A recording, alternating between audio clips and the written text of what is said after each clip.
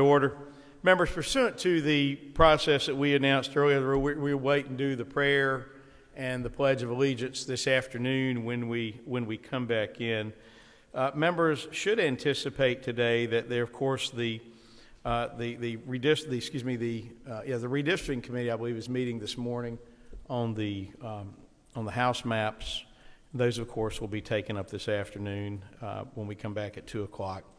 The plan is that there may also be a number of conference reports added to today's calendar. There are a number of things that have been in discussion and in negotiation between the House and the Senate that may or may not get resolved today. And if they are, members should anticipate to see that.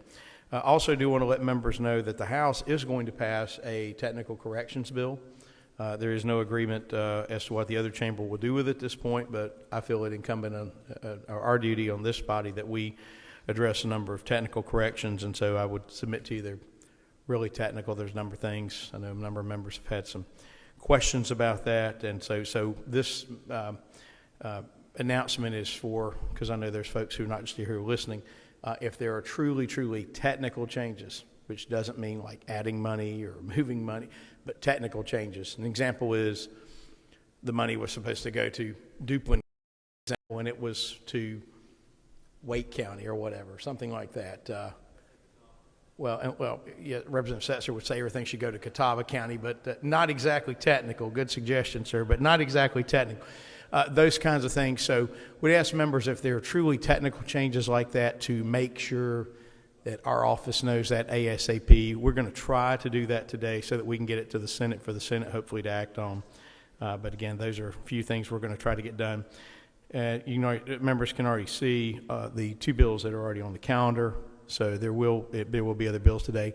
We will not be voting on bills until 2 o'clock this afternoon, and so we'll be taking those bills up at that time. So, but members should stay and pay attention to committee announcements, and also just keep an eye on conference reports. What we'll do, Mr. Clerk, if we get conference reports in during the interim while we're on recess, would direct the clerk to go ahead and read those in and go ahead and put those on the calendar, and that way members can know. Do we have any notices or announcements before I put the House in recess? Anything from the clerk?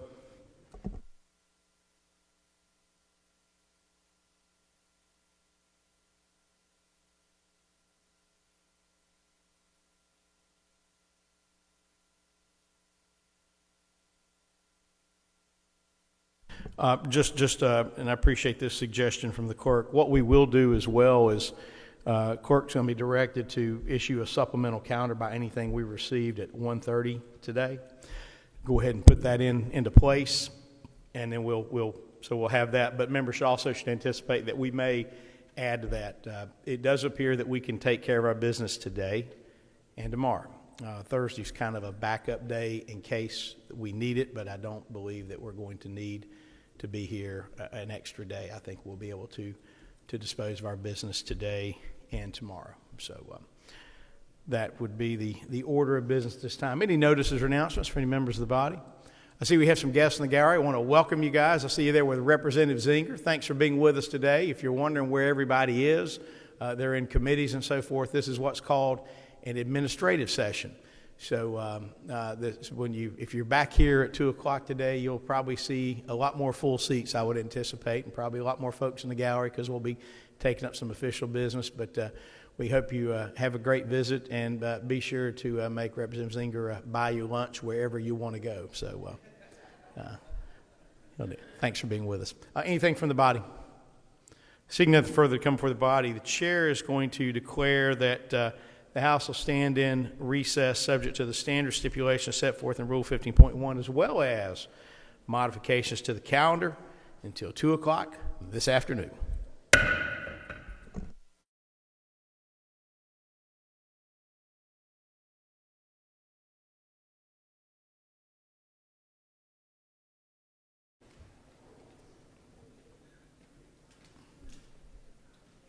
Clerk will lock the machine and record the vote. 62 having voted in the affirmative, 44 in the negative. House Bill 898 passed the second reading and will be read a third time. The General Assembly of North Carolina enacts. Any discussion, debate on third reading? Seeing none, the question before the House, passage of House Bill 898 on third reading? Those in favor will say aye. Those opposed, no. In the opinion of the chair, the ayes have it. The ayes do have it. House Bill 898, having passed third reading, is ordered engrossed and sent to the Senate by special messenger. Members, for your planning purposes tomorrow, a couple of other just administrative matters, no other votes today.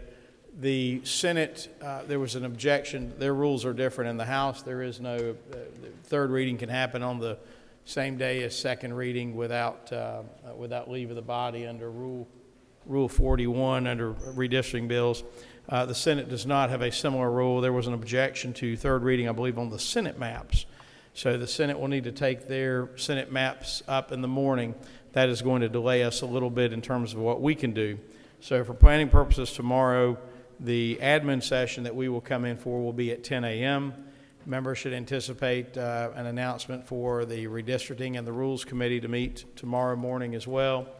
But we will not be having any votes until 1:30 tomorrow afternoon. What that will do is that will give the committees ample opportunity to discuss the various bills that have come over from the Senate. The gentleman from Wayne, Representative Bell, the Majority Leader, is recognized for an announcement. Thank you, Mr. Speaker. On Republicans, we'll have a brief caucus immediately after session, right downstairs in 1228. Thank you. For what purpose, lady from Cabarrus, Representative Baker Rice. For a point of personal privilege? Lady has floor. Thank you, Mr. Speaker. Colleagues, I rise today in full disclosure of engagement in a battle that started the very first day of long session. In January of 2023, I took my seat next to a representative whom I didn't know very well. He seemed quiet and he seemed respectful. That is, until one day I arrived just moments after he did to take my seat, and he surprised me with a question. Where have you been? Do I need to help you with your scheduling? I expect my seatmate to be on time. So I thought, okay, that's how it's going to be. Game on. And so the competition started. And so who would be here first? Who would come to chamber and be ready to go? And who could present their bill most concisely? Key elements, few words. It comes as no surprise to anyone in this place today that I consistently lost that particular battle. And then there were the predictions. I predicted that there was no way that we would still be in long session October 15th on his birthday. He predicted otherwise, and I lost once again.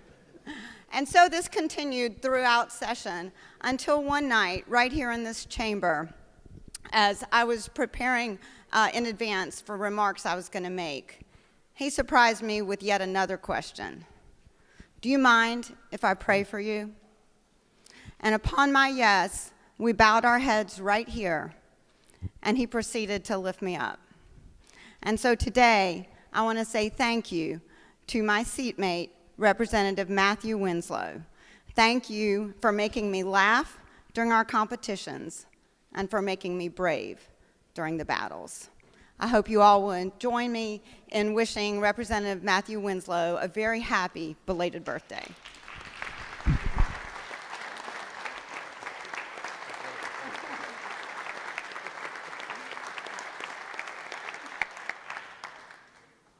For what purpose does the lady from Wake, Representative Dahl, rise? For what purpose does the lady from Mecklenburg, Representative Logan, rise? I just saw you put your pillow or something there, I guess, on the microphone, so, all right. Thank you, Mr. Speaker. Myself and Representative Green will hold the first bipartisan safety and criminal justice caucus meeting tomorrow at 11 a.m. in room 421 of the LOB. So all members, we're asking if you can, please attend the first meeting. Thank you very much. For what purpose, jump from Buncombe, Representative Ager, rise. Mr. Speaker, having submitted a representative statement with the clerk, I ask that it be read in its entirety upon adjournment and spread across the journal, and would like to be recognized to speak to the statement. So ordered, and the gentleman has the floor to speak to a point of personal privilege. Thank you, Mr. Speaker. Colleagues, 40 years ago yesterday, 241 Marines, sailors, and soldiers were killed in the bombing in Beirut, Lebanon. These servicemen were serving as part of a peacekeeping force in Lebanon and were killed in a deadly terrorist bombing on October 23, 1983. While this event these days is not often remembered, it represents the real beginning of the war on terrorism, which was the defining conflict for those of my generation who served. My father-in-law, James Walters, served in Lebanon during this period as the officer in charge of a Navy communication unit and was fortunate to fly back to Greece just 2 weeks prior to the attack. I had the opportunity to speak to him last night, and he had some funny stories about his time there, but his most important memory was of the impossibility of the security situation. They were situated between 3 warring factions, with the Sunnis on one side, the Shia on another, and Christians on another. Their placement in between those warring factions meant lots of shells going back and forth over their position, and sometimes falling short, right on top of them. The Beirut Veterans of America is a group that seeks to remember the sacrifice of the young Americans who died there. On this, the 40th anniversary of the attack that killed so many, I think it's fitting that we too remember their sacrifice. Thank you. Thank you, Representative Ager. Special message from the Senate. Clerk will read. Special message from the Senate. The following special message is received from the Senate. Senate Bill 759, second edition, a bill to be entitled an act to establish election districts for the Watauga County Board of Commissioners, to establish residency districts for the Anston County Board of Commissioners, and to modify the primary process, the Johnson County Board of Education. Bill is referred to the Committee on Redistricting. If favorable, rules, calendar, and operations of the House. For what purpose? Gentleman from Caldwell, Representative Hall, rise. For an announcement. The gentleman has the floor. Members, I'm going to try to give you some read on the schedule today, especially if you're lucky enough to be on redistricting and rules. Today, at 4:30 p.m., which is in about 15 minutes, the House Redistricting Committee will meet. I think that notice went out some time ago, but if you've not been checking your email, when we leave here, head over. I think we're meeting in 643 for House Redistricting. Shaking their head, yes. Yeah, so 643. And then 10 minutes after House Redistricting ends, we're going to do a Rules Committee meeting, and that'll be in the same room in 643. So we'll just set it up in there. That way you don't have to get back across between the buildings. And as I understand it, a budget technical corrections bill is what we will take up at the House Rules meeting 10 minutes after redistricting. Tomorrow's schedule, as far as we know it right now, and of course we're trying to coordinate this with the Senate.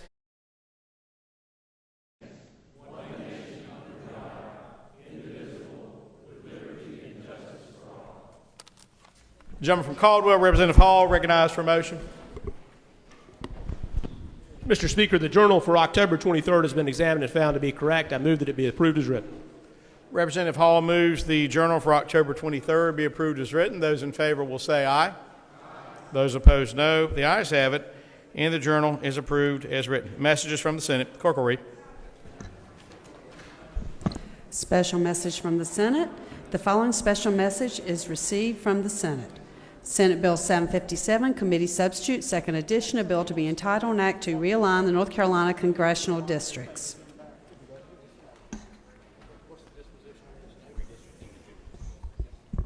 Redistricting, if favorable, calendar.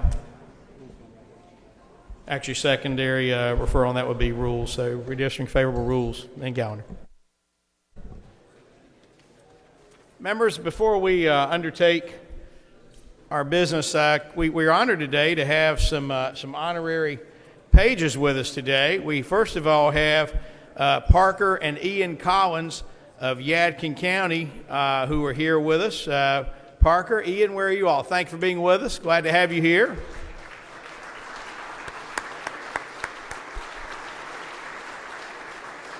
And they are from Yadkin County. And we also have Wiley and Daniel Tower of Craven County here as pages. So 2 sharp-dressed young men as well. Thank you for being our honorary pages today. And I think all the pages' parents are with us, either in the gallery or around. Thank you all for bringing these young men to be pages with us today and for their service. We hope you have an enjoyable experience. Chair is going to recognize, before we undertake the business, the lady from Wake, Representative Cervania, is recognized to send forth a representative statement. That'll be read in its entirety upon adjournment, but the lady does have the floor to speak to a point of personal privilege this time. Thank you, Speaker. Today, we are honoring a memory and legacy of Dr. Godofredo Nong. Dr. Nong, affectionately known as Fred, was born in Boac, Marinduque, Philippines in 1937 and died in Raleigh this year. He served as the in-house surgeon at Wake Memorial Hospital, now known as Wake Med, until 1969, where he started his own practice and later founded the Wake Surgical Center in 1974. And he also served as staff for Raleigh Community, now Duke Raleigh, Wake Med, and Rex Hospitals. As someone who's served our community through health and medicine, I deeply admire Dr. Nong. Dr. Nong understood life science and as human-centered. Conditions of the human body require human connection, empathy, and mutual trust. He sought to address not just the current physical ailments of people and his patients, but the overall health and well-being of every individual and the systems that they live under. That is what separated Dr. Nong from the sole title of surgeon. He also is a medical leader, a pioneer, a humanitarian, and a champion in the Filipino community, the community I belong to, proudly. Dr. Nong was also instrumental in organizing the Filipino community in North Carolina to create the premier, the identified Philippine American organization, and which is the precursor of the current Filipino American Association of North Carolina, which continues to be an active and influential organization.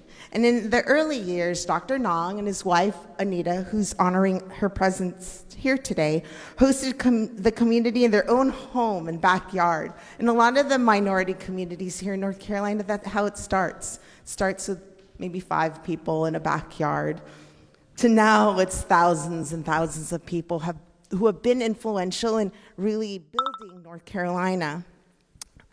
And it is clear to everyone, at least in our community, and hopefully more now, that Dr. Nong truly cared for his community in all aspects, be it medical, personal, and social. He's a key figure, actually, in recruiting many of the Filipino nurses you probably notice when you go to the hospital and during some of our essential worker time in the past few years, and healthcare workers in all areas of North Carolina. He was a philanthropist, and he sponsored many causes, including education, medical access, leadership, and advancements in not only the Filipino community, but in all our communities, be it urban and rural. And until his death, he was an active member in our community and all communities in North Carolina. So I want to end by remembering his selfless devotion to the treatment of others and services to the Filipino and North Carolina community. And his legacy will inspire future generations of healthcare professionals and just people, community leaders, and people who care about every single one of us here in North Carolina for many years to come. I do want to, I don't know if Speaker will be recognizing them, but yes, sir. Thank you. Members, on motion of Representative Cervania, the chair is honored and happy to extend the courtesies of the gallery to the Nong family who are here with us today. If y'all would please stand when we call your name. We have with us today Anita Nong, Matthew Nong, Cindy Nong, and Cheryl Nong O'Malley. Thank you for being here with us today. We're honored with your presence. Appreciate you very much.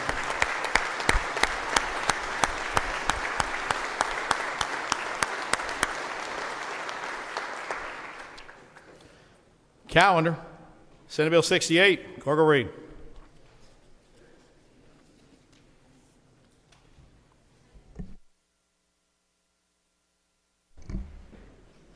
Conference report, Senate Bill 68, a bill to be entitled Various Local Changes the General Assembly of North Carolina enacts.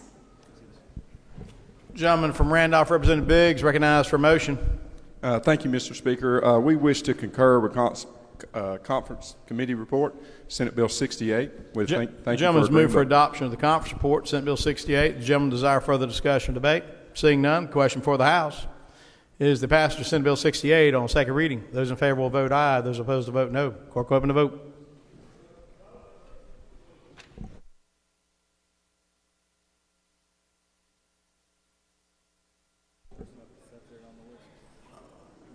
Hall and Bell, would the gentleman like to vote? Mr. Clerk, please show Representative Jones of Columbus excused. Representative Budd wish to vote. Representative Hawkins. Is Representative Reeves? Looks like he's not on the floor. Are they just off of the floor? Be glad to wait on them if they're just off the floor. Budd, aye. Was Hawkins or Reeves out there, Representative Budd? Were that where you were? Clerk lock machine record the vote. 100 having voted in the affirmative and 6 in the negative. Senate Bill 68 passes. Second reading will remain on the calendar. Senate Bill 154. The clerk will read. Senate Bill 154, conference report, a bill to be entitled Omnibus Occupancy Tax Changes General Assembly of North Carolina enacts. Gentleman from Alamance, Representative Ross, recognized for motion. Thank you, Mr. Speaker. Members, this is the identical language that we've all seen when this bill came through. These are various occupancy tax changes for about 25 municipalities around the state. The only change in this language and what we had before was the addition of Alamance County into the mix. I ask for your concurrence. Further discussion, debate? If not, the question for the House, passage of Senate Bill 154 on second reading on the adoption of the conference report. Those in favor will vote aye. Those opposed will vote no. Clerk will open the vote.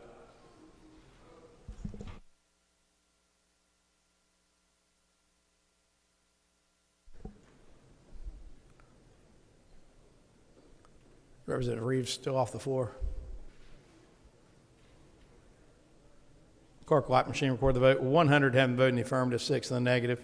Senate Bill 154, conference report, passes second reading, remains on the calendar. Members are going to move to the supplemental calendar. House Bill 898. Clerk will read. Representatives D. Hall, Stevens, and Sang. House Bill 898, a bill to be entitled An Act to Realign the North Carolina House of Representatives Districts, the General Assembly of North Carolina enacts. Gentleman from Caldwell, Representative Hall, is recognized to debate the bill. Thank you, Mr. Speaker. Members, as I've mentioned in the committees where this map has been presented, the House hired Ohio-based consultant Blake Springhetti to draw the State House map. He previously worked for the Ohio legislature, and he's got prior experience redistricting in the state of Ohio. Racial data was not used in the creation of this plan. No members who are running for re-election to the North Carolina House are double-bunked. Incumbency was not considered for those members who have announced that they are either retiring from the House or running for another office. Overall, the map, nearly 90% of all municipalities that are located within a county are kept whole under this plan, and many of the remaining municipal splits are due to precinct lines or involve small portions of municipal territory, often due to satellite annexation. The plan splits only 6 VTDs across the entire map, which is fewer VTD splits than we have in the current 2022 House plan.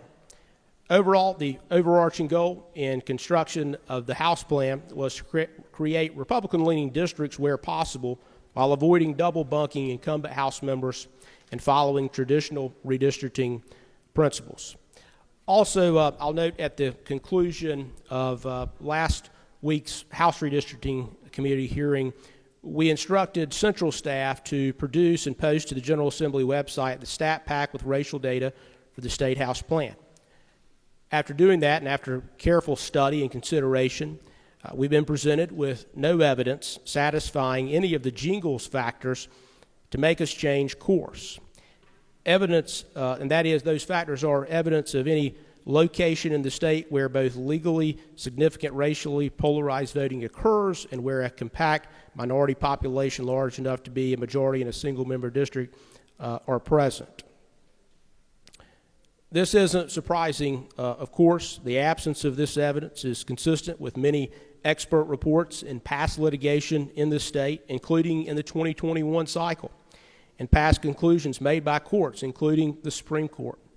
Under the circumstances of this case, then, the General Assembly cannot use race to draw districts to achieve a racial target because it would, as we've noted last week, subject the state to liability under the 14th Amendment of the United States Constitution.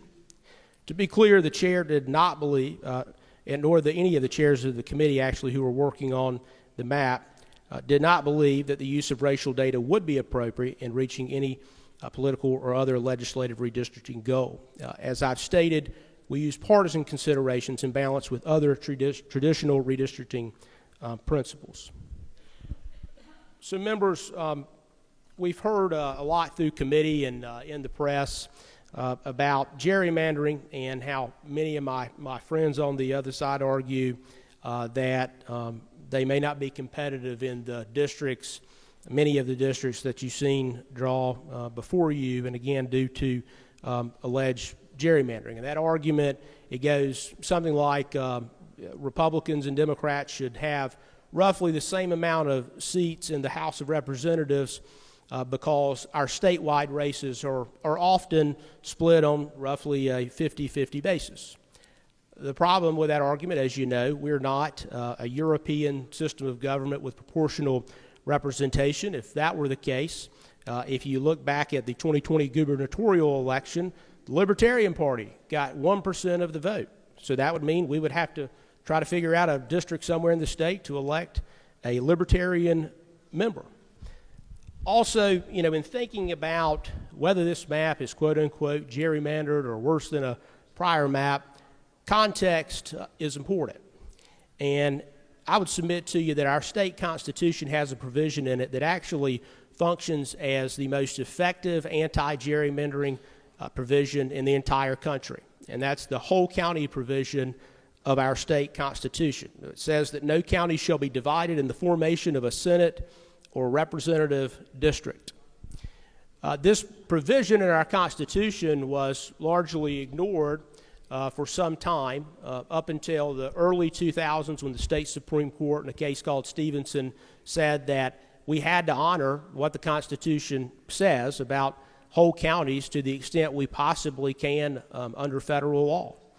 And so the net result of that was they said you had to have these groupings. If you've served on the redistricting committee at all, you're familiar with groupings or clusters or pods. People refer to them in different terms, but the simple explanation is if in the House here, if you have a county that has the right amount of people in it, plus or minus 5% of the best population for a state House district, that county has to be one district. For example, in the state House right now, among others, maybe you've got Lincoln County with Representative Sane, Representative Pirtle, and Rockingham. Both of those counties have the right amount of people in them, so the law literally prohibits us from drawing a House district outside of those counties.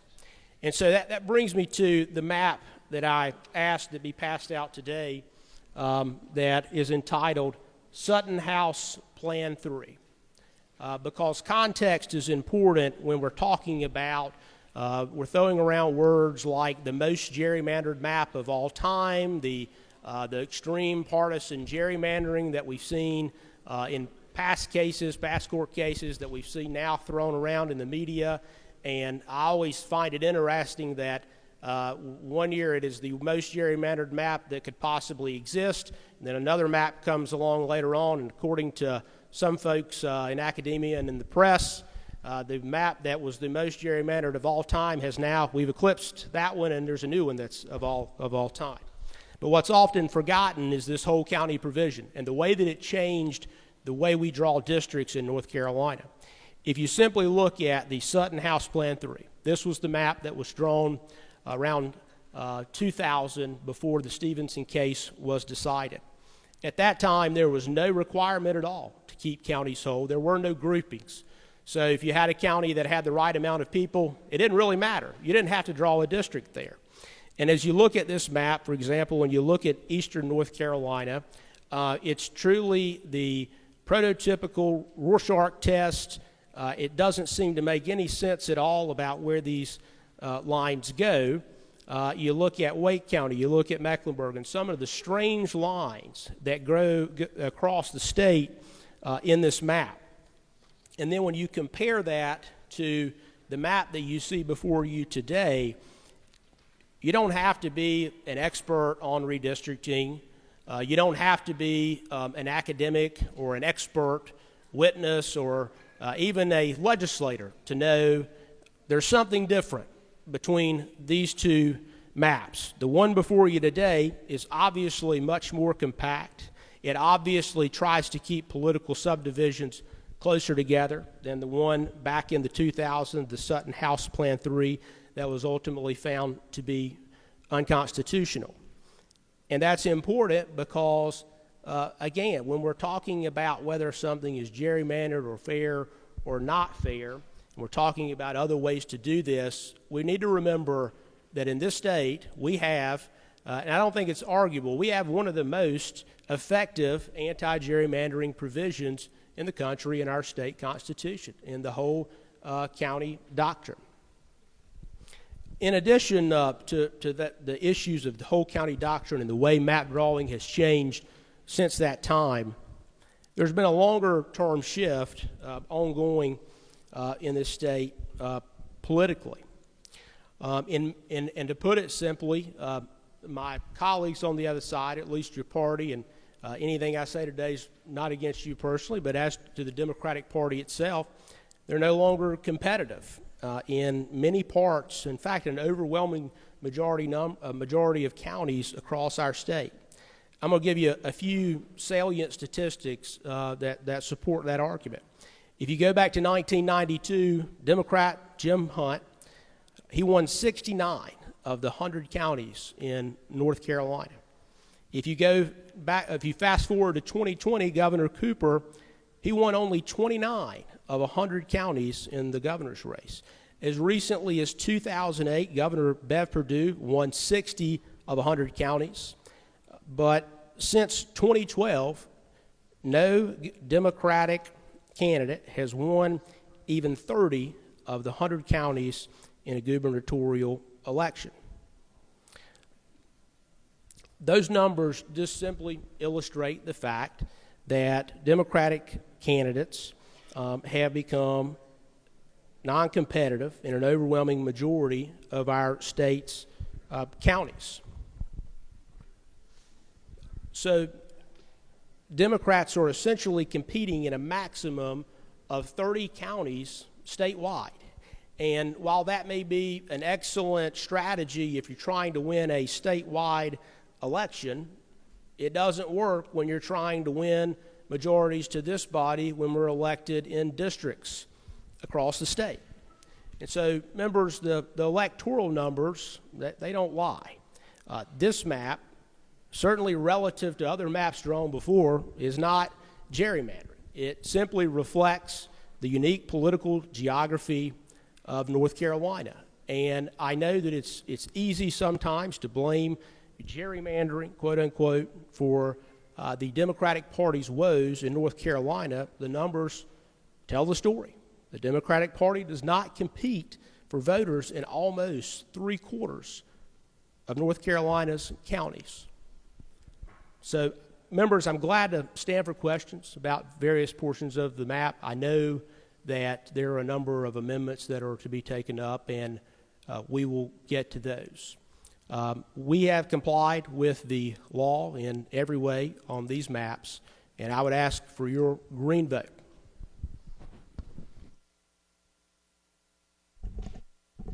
Further discussion or debate? I know we're going to hear some. At this point, we will start taking up amendments. Representative Harrison. 4-1B.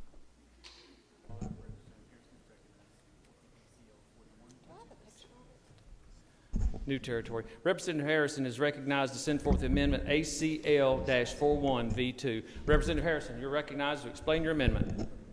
Mr. Excuse me, Speaker. pardon me. Clerk needs to read. Representative Harrison moves to amend the bill. Representative Harrison, you're recognized to explain your amendment. Mr. Speaker, I'm having trouble with my computer. Could you call on another amendment offer, please? Certainly. That Representative Harrison's amendment will be temporarily displaced. The clerk will read the Reeves Amendment ATU-42-V2.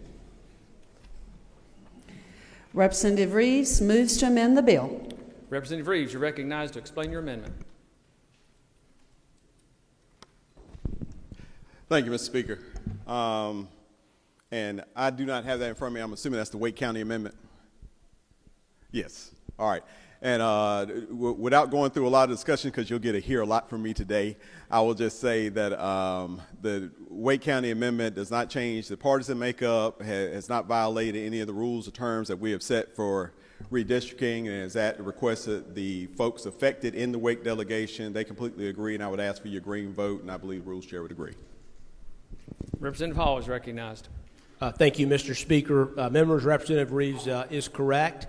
I would ask you to support this amendment. It changes the district numbers in Wake County to, I think, more accurately reflect current members' district numbers. So please vote yes for the amendment.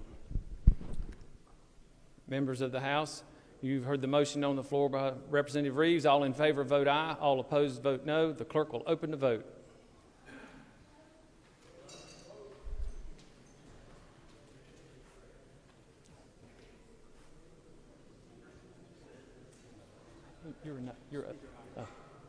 The clerk will rock. Oh, excuse me. Speaker Moore votes aye.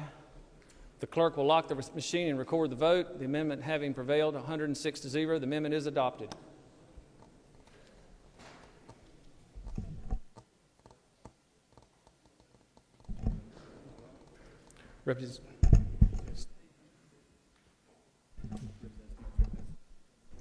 Representative Stevens is recognized to send forth an amendment. The clerk will read. Representative Stevens move to amend the bill. Representative Stevens, you're recognized to explain your amendment. Thank you, Mr. Speaker. Members of the House, this was not drawn by Mr. Spaghetti, the expert, but we received feedback from some elected officials in Buncombe County that the House plan as filed would have split Warren Wilson College.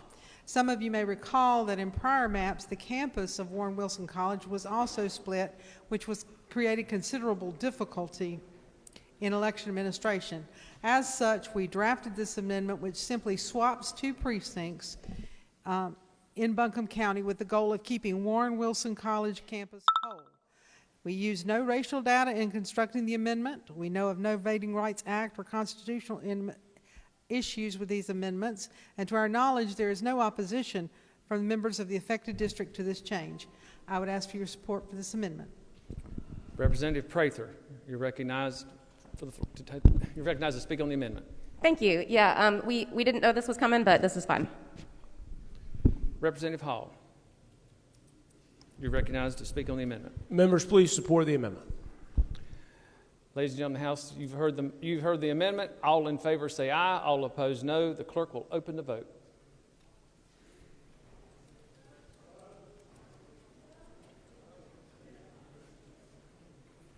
Speaker votes aye. The clerk will lock the machine and record the vote. 105 in the affirmative and none in the negative. The amendment is adopted. Representative Harrison, have your technical difficulties been resolved? Thank you, Mr. Speaker. Are you ready at this yes, time? Sir. Amendment number 1 is back before the body. Representative Harrison, you are recognized. Thank you. We heard a bit about the Voting Rights Act and racially polarized voting, but I'm going to offer a different perspective. So just for a little bit of edification for the chamber, at the risk of boring some of you who are aware of this, ladies and gentlemen, and the North Carolina Supreme Court in Stevenson said that to ensure compliance with federal law, legislative districts required by the Voting Rights Act shall be formed prior to the creating of non-Voting Rights Act districts. That's consistent with the Supremacy Clause of the United States Constitution. So, simply put, this means when drawing maps, North Carolina must first satisfy the legal requirement of the Voting Rights Act.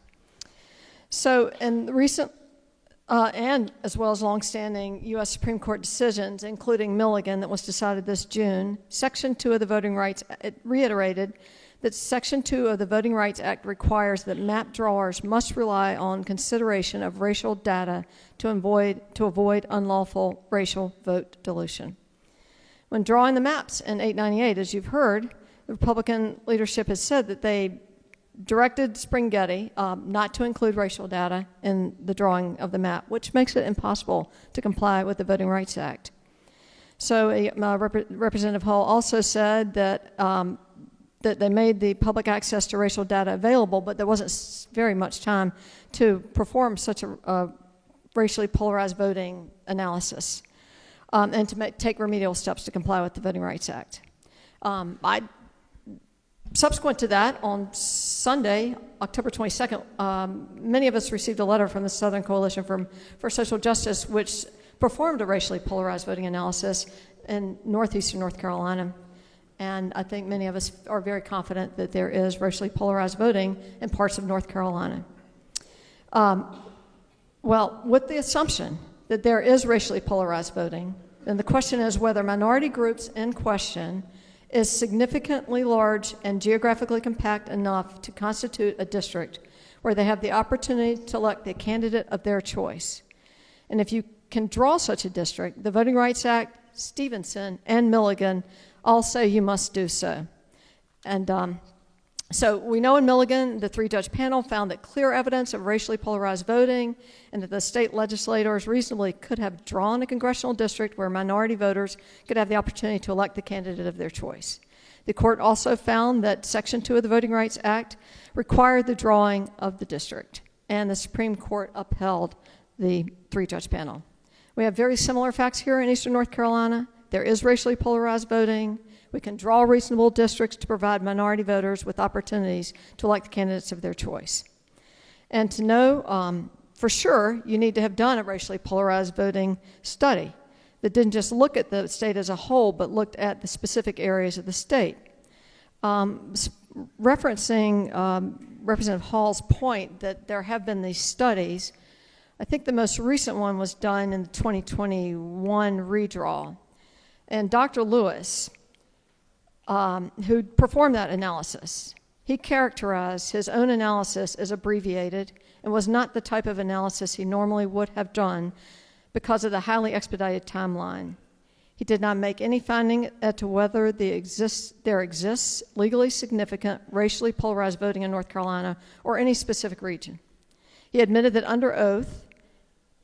all that under oath, and instead he concluded that the draft maps provided proportional representation of effective black districts, which is not a VRA district. Dr. Lewis never performed a Jingles 1 analysis for areas of the state with high BVP, black voting age population. And neither did his study obviously include the 2022 election data now available, so not only is his not really the type of racially polarized voting analysis we need, it isn't up to date. So we don't have that now. But we do have a racially polarized voting analysis performed by an expert, whose name I can't find, but I can provide, that specifically found racially polarized voting. And this amendment is going to offer 3 new districts that provide that would comply with the VRA. And these are the counties are impacted. I will list, but 3 of them here are in the similar analysis done on the Senate districts. That includes Hereford, where the black voting age population in the Beasley race voted 95.8% for Beasley, 4.2% for Budd. I'm sorry, that's Lenore. And the white population was 11.6 for Beasley, 88.4 for Budd. In Hertford, we had 93.3% for Beasley, 6.7% for Budd, 18.2 for Beasley, 88.8 for Budd, and then in Wilson, we had white, 18.2% for Beasley, 81.8 for Budd, and in the black population, it was 96% for Beasley and 4% for Budd. So pretty clearly, these are voting as a block. So I will explain what the amendment does. Sorry about all that background, but I think it's really important for us to understand to comply with the Voting Rights Act and to avoid another constitutional challenge to our maps, which has cost us taxpayers $15 million so far in redistricting litigation. So we have racially polarized voting. Can you draw reasonably configured districts that give minority voters the opportunity to elect the candidate of their choice? So House Bill 898 has two. House District 27, represented by the esteemed Michael Ray, Northampton, Halifax, and Warren counties, and then House District 23, which is represented by equally esteemed Representative Willingham, Edgecombe, Martin, and Bertie. And so the amendment before you creates 3 additional VRA districts: House District 24 in Wilson and Nash, House District 5 in Bertie, Hertford, Gates, and Pasquotank counties, and then House District 12 in Wayne, Lenoir, and Greene counties. And House District 23 is tweaked a bit to remove Bertie County and replace it with Washington and Tyrrell. In the amendment, the rest of the state is unchanged from the 2022 map that we all ran on to get here. There are no double bunks. There are 56 municipal splits versus 61. It scores higher on the compactness score. And there are, while there are more counties split in this amendment than are split in 898, we do have those other countervailing measures that are really important considerations. But because we are following the Stevenson charge to draw VRA required districts first before turning to Stevenson required groupings of counties, there are 4 new county splits: Wilson, Greene, Lenoir, and Pasquotank. And as I said, we don't have any additional VTDs in this particular amendment, no split VTDs in these impacted counties. Okay, and I'll just say, just to kind of summarize, because I know that was a lot of background information. We have racially polarized voting in North Carolina and parts of North Carolina. We have an obligation to draw districts that protect African American voters' rights in those parts when you can do so reasonably. Today you have before you 3 such reasonable districts that can be drawn naturally. The amendment does not split VTDs. The areas we were talking about, there is 1 less VTD split, and as I said, less municipal split and more compactness. And while the Stevenson County requirements come after the VRA compliance, the amendment keeps the whole county provision in mind with only those 4 additional counties that were split. So as I said, I think if we don't act on this, we're looking at some more litigation.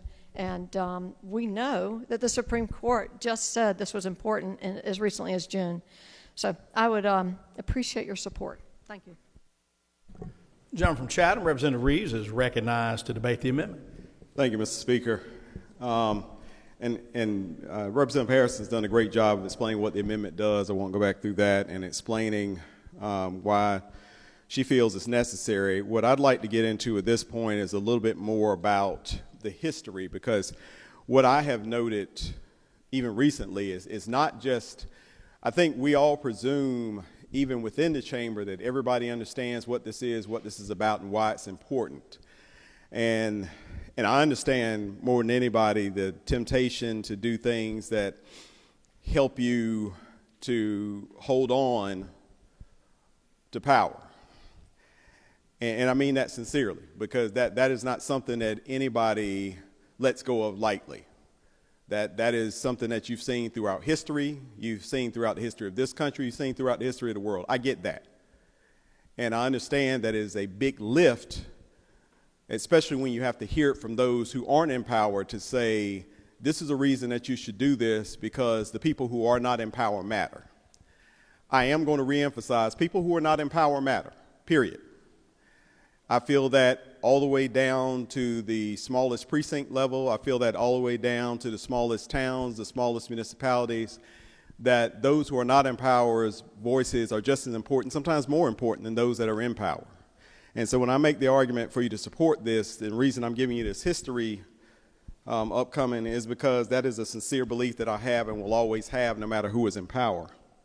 I want to be able to talk about one thing in particular. Gerrymander has become a charged word. And what's odd to me from a legal standpoint is that we're having an argument about gerrymandering because A gerrymander is simply when we manipulate the boundaries of an electoral constituency so as to favor one party or class. That's it. And so what a gerrymander is if I do anything that tends to allow a particular group to have more power than another group, then that is a gerrymander. And I'm not saying to you that that's a bad thing, and I don't think the courts have said gerrymandering in and of itself is illegal. What the courts have said are that excessive partisan gerrymandering is problematic. So where I would respectfully disagree with arguments that have been made already and some of the arguments that I've heard in committee is whether or not we're looking at a gerrymandered map. Of course we're looking at a gerrymandered map. In describing the maps, we say these maps have been drawn to draw Republican districts where possible without double bunking. If you are trying to draw Republican districts, then you are manipulating lines in order to achieve a result for a particular group.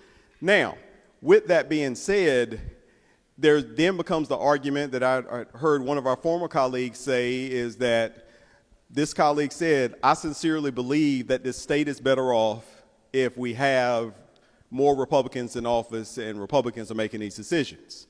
But again, if that's what you feel and you manipulate the maps to get there, that is a gerrymander.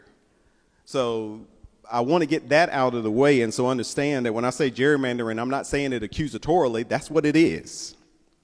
Then that gets us to why do we need this amendment?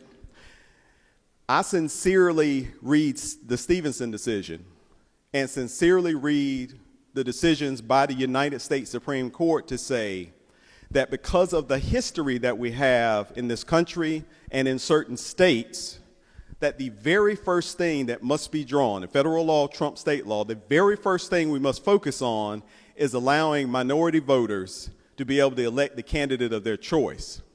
That does not mean minority voters need to be in a majority-minority district. That does not mean minority voters need to be able to, without question, vote in, for instance, if you're talking about black minorities, to vote a black candidate in. That is not what it's saying. They need to have the ability to affect the election in such a way that they can choose people who represent their choices. And what I can tell you is that I can definitely speak for me, and I can speak for a lot of districts we've seen historically in North Carolina. Nobody has ever said that means we need to have more black members, because I've heard that argument in the 10 years since I've been here. It's like, well, you've got more black members. That's not what that's saying. So that is why we feel we need these new districts. Recently, Chief Justice Roberts wrote in the Milligan case that Section 2 of the Voting Rights Act protects minority voters from discriminatory redistricting.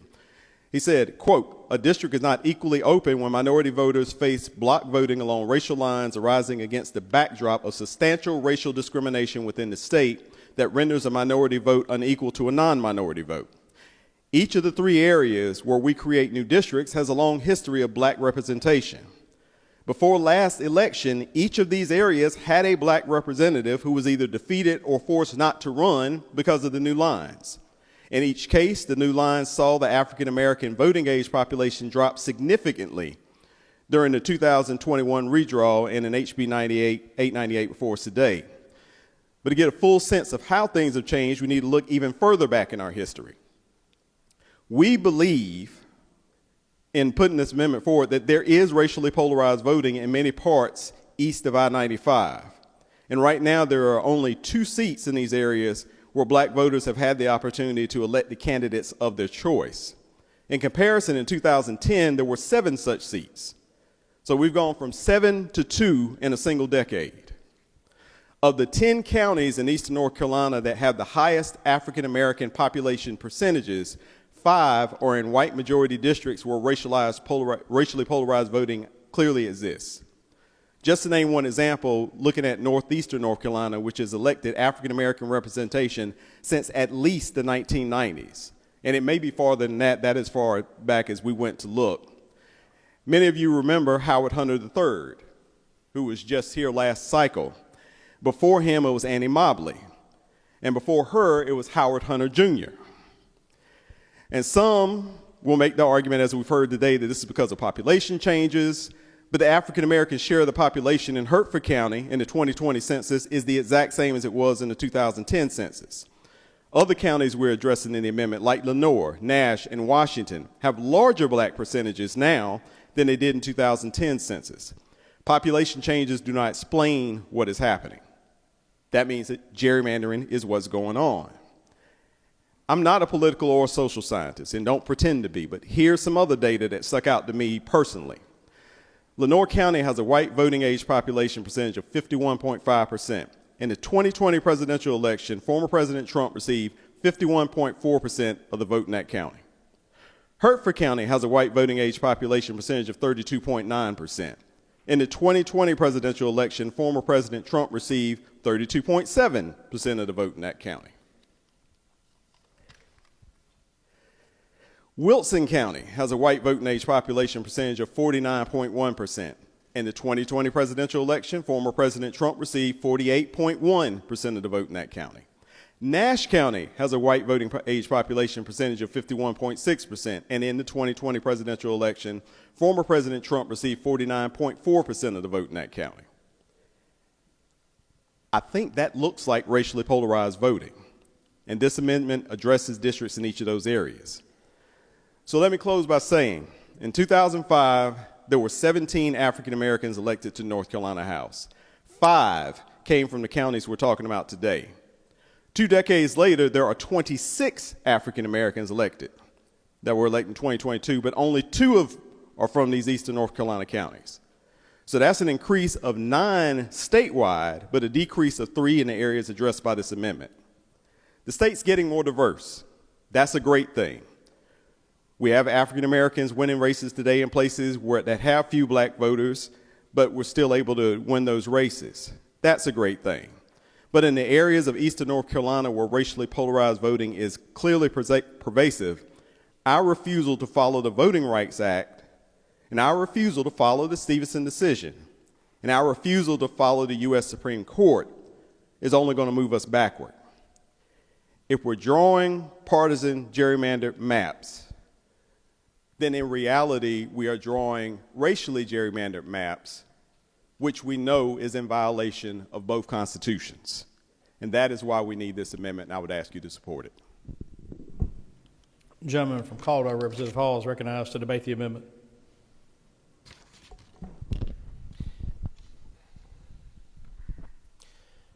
Thank you, Mr. Speaker. Members, I would respectfully ask you to oppose the amendment. As I think was said a moment ago, the amendment draws several districts that break the county groupings that are required by the Stevenson versus Bartlett, North Carolina Supreme Court case. And furthermore, it does so without any evidence of legally sufficient racially polarized voting necessary to justify the drawing of a VRA district. And thus, for us to pass this amendment, which amends the entire map, would make some or all of it unconstitutional. So I would ask you to vote no on the amendment. For what purpose, lay from Guilford, Representative Harrison rise. To ask Representative Hall a question. Representative Hall, is the gentleman yield? I yield. He yields. Thank you, Mr. Speaker. You mentioned that there's no evidence of racially polarized voting, and I'm just wondering, when did the state conduct the most recent racially polarized voting analysis, and who conducted it? Thank you for the question. So in case after case and litigation in this state for redistricting, especially in the recent past, none of the parties have been able to put forth any evidence of legally sufficient racially polarized voting. In the letter that the lady mentioned earlier from the Southern Coalition for Social Justice, they don't even mention the State House at all, and they say it's because they haven't had time. The problem with that is the census data has been out for over 2 years now. You don't need the proposed maps before you to do the analysis that they allegedly have done. You just have to have the census data. Even the group that obviously wants to show that kind of evidence exists cannot do so for the State House. And so to answer your question, every study that I'm aware of, every study that I have seen in recent litigation, again, indicates that there is no evidence of legally sufficient racially polarized voting in North Carolina. Mr. Speaker, may I speak to the amendment a second time? Lady has floor to debate the amendment a second time. Thank you, Mr. Speaker. I appreciate that, Representative Hall, and I will just have to respectfully disagree. I think the letter that we received on October 22nd shows quite clearly the kind of racially polarized, and I cited it just 10 minutes ago on the floor, cites quite clearly what kind of racially polarized voting we have going on in northeastern North Carolina, and this amendment was meant to impact that. I didn't have time to do a ton of research, but I can't find the state's most recently polarized voting analysis that is sufficient.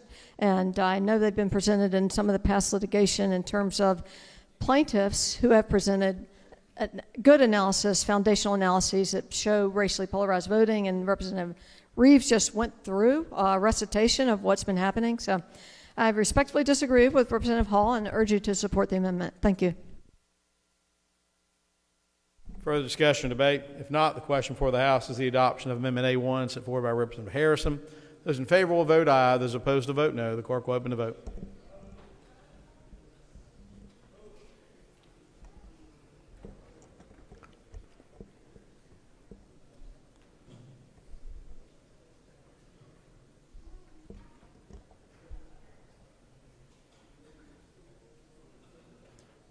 The clerk will lock the machine and record the vote. 44 having voted in the affirmative and 63 in the negative.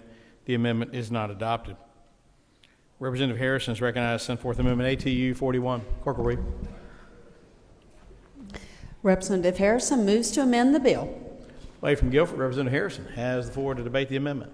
Thank you, Mr. Speaker. This amendment is quite similar to the one that you just voted on. The only difference is that it splits one VTD in Lenore, and I believe keeps Greene County whole. And to Representative Hall's point about complying with Stevenson, I actually feel like this amendment does a better job of complying with Stevenson because it meets the requirement that we draw the VRA districts first, and then we draw the non-VRA districts. So what happens with county clusters and splitting counties is a result of compliance with the VRA districts, which is required by federal and state law and case law. Thank you very much. I would appreciate your support.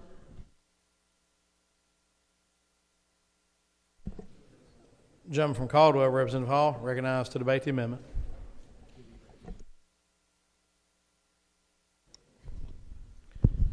Thank you, Mr. Speaker. Members, again, I would respectfully ask you to oppose the amendment that's before you today. I've spoken, of course, to Representative Harrison, and pursuant to her debate on the floor on the prior amendment, she's considered racial data in the preparation of that prior amendment, and I believe one other that will be forthcoming. As such, we can't be sure, of course, that racial data is not in this particular amendment for Guilford County, and one of our goals. For what purpose, Lady? If this is the Guilford County amendment, I'd like to withdraw that. I'm sorry. Just a moment.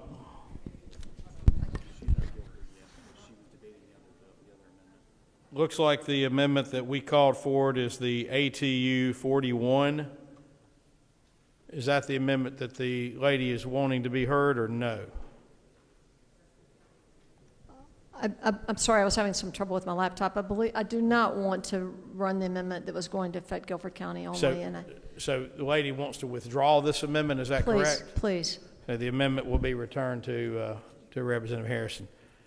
Representative Harrison, would the lady like to take up I'm prepared to call the next amendment that the lady has filed. Would you like that one heard, ma'am? Please. Representative Harrison is recognized to send forth Amendment ACL 42. Clerk will read. Representative Harrison moves to amend the bill. Lady has the floor to debate the amendment.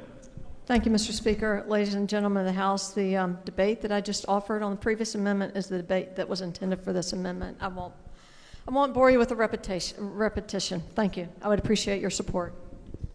That was a great speech. Gentleman from Caldwell, Representative Hall, is recognized to debate the amendment. Thank you, Mr. Speaker. Again, members, I would just respectfully ask you to oppose the amendment. Breaks the county groupings, which is violation of Stevenson versus Bartlett. Furthermore, it does so without any evidence of legally sufficient racially polarized voting, which would be necessary to justify the drawing of a VRA district. Therefore, I'd ask you to vote no on the amendment. Further discussion, debate? If not, the question before the House, the adoption of Amendment A5, sent forward by Representative Harrison. Those in favor will vote aye. Those opposed will vote no. Clerk will open the vote.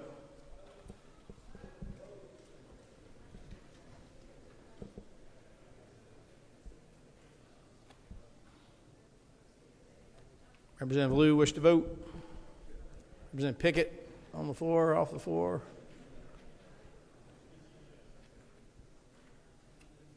Clerk will lock the machine, record the vote. 45 having voted in the affirmative, 61 in the negative. The amendment is not adopted. It appears that we have resolved all of the pending amendments. Is there any further discussion, debate on the bill itself? Gentleman from Guilford, Representative Quick, recognize debate the bill. Thank you, Mr. Speaker. I wasn't going to say anything, but my friend, Mr. Rules Chair, made an argument earlier that compared election results to number of counties won by Democrats. And while that may have been an apples to apples comparison, it was not a Granny Smith to Granny Smith comparison. Because if you look at the population of North Carolina counties, you will find that 52% of our citizens live in the 15 largest counties in the state. And in those counties, particularly in the top 10, which make up 43% of our state's population, Democrats do quite well. And I would argue that without extreme partisan gerrymandering, Democrats would do quite well across the state. Please vote no on this bill. Gentleman from Wake, Representative Johns, recognized to debate the bill. Thank you, Mr. Speaker. Remember 7 years ago when I first came to this NC House of Representatives, I, like many of you, had a certain vision of how the legislative process would work, grounded, I guess, pretty much in what I retained from my high school civics class. And on the surface, that image somewhat survives. Introduction of bills, committee hearings, generally a routing through rules, and a House floor vote. But in reality, when you strip away that veneer, especially on major bills like recently the budget and now redistricting, the process markedly differs from the image. First, a small cabal of majority party legislators works together in hiding, behind closed doors, in absolute secret, insulated on redistricting even from public records laws, perhaps bringing in hired gun consultants, and that cabal works week after week, even month upon month, to draft and vet the bill in exquisite detail, provision upon provision upon provision. The voting public, minority party legislators, and even if what I'm told is the case, the bulk of majority party legislators are entirely excluded from the process, which finally results in a carefully drawn, detailed bill with limited time to consider and with amendments either allowed or not, or carefully scrutinized and rejected outright or voted down if perceived as unfavorable by the controlling cabal. Now, I've heard the retort, but that's the way your crowd did it 15, 20 years ago. Well, if so, it first of all may or may not have been my crowd 15, 20 years ago, but it certainly was not me. And more significantly, as my mom so many times explained to me when I protested that others were guilty of the same transgression as I, two wrongs do not make a right. And yes, very recently on redistricting, apparently after months or certainly weeks of secret drafting sessions, a minimal 3 limited opportunities for comment were afforded members of the public who were required to speak in generalities without seeing any proposed bill to address specifics. Now, colleagues, I don't know how many of you attended one or more of these hearings. I listened to 2 and I personally attended the one here in Raleigh, where I heard speakers ranging from a 17-year-old Western North Carolina high school student to an 87-year-old resident of the Triangle. And I was intensely struck by the obvious faith of the speakers that their comments would actually be considered, and in their continuing earnest belief in the process which was so belatedly receiving those comments. Many of the speakers called for a truly impartial, independent, nonpartisan redistricting commission, which is my personal preference, but all earnestly explained, some with voices breaking and even tears. They understood the complexity of the task and indicated they could and would live with whatever results, as long as reached in good faith and in a fair, transparent, open, and nonpartisan or bipartisan manner. Unfortunately, House Bill 898 reflects none of these things. And therefore, notwithstanding, frankly, that my district is drawn in the bill is likely more favorable than before, because of the glaring deficiencies in process that I've mentioned and others, I'll be voting no and respectfully recommend to you to do the same. And I thank you, Mr. Speaker. Wave from your hand over Representative Butler. Recognize to debate the bill. Thank you, Mr. Speaker. Yes, ma'am. As I review this proposed map, it is clear that those of us in this body cannot agree that manipulating the vote of our citizens is a bad thing. We cannot agree that diluting the vote of some voters is wrong, and we don't agree that putting partisan power over the integrity of the vote is damaging our fundamental American values. And accordingly, as my grandfather said, y'all, we are in a heap of trouble. With these maps, Republicans are trying to rig the 2024 elections by taking the 10 closest races in the 2022 election and moving each and every one of them an average of almost 5 percentage points toward a Republican advantage. If the voters in 2022 had been voting under this map, the number of districts won by Joe Biden falls from 58 to 49. The number of districts won by Sherry Beasley falls from 54 to 47. The number of districts run by Roy Cooper falls from 64 to 55.